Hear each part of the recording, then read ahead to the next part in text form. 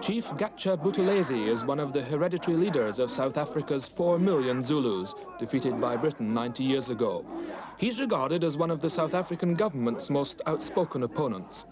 The chief, here taking part in the coronation ceremony of the Zulu king, has moved from supporting the government's policy of African self-governing areas, Bantustans, to one of majority rule in a united South Africa.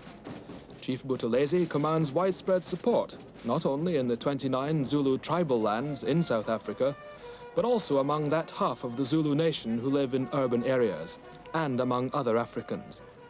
Since the success of the nationalist forces in Angola and Mozambique, he's adopted a more aggressive stance towards the South African government.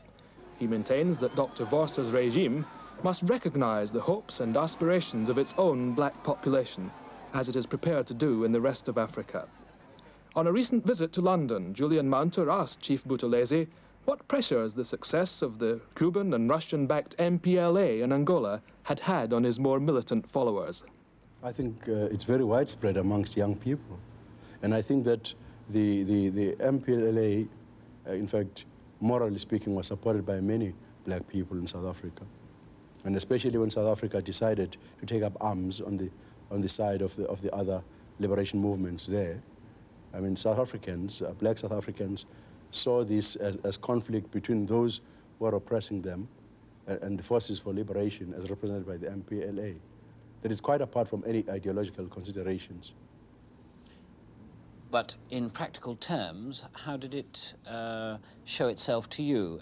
Were the young people in South Africa wanting to follow the militant risings in those countries? In fact, they feel so. In fact, after my speech in Soweto, as I moved amongst the crowd, you know, many young people, normally as they do after I've spoken, some come and ask for autographs and some just greet me, and I was talking to them. And at various points, I was quite amazed to find that some of them were saying to me, you go overseas quite often, why don't you bring us guns?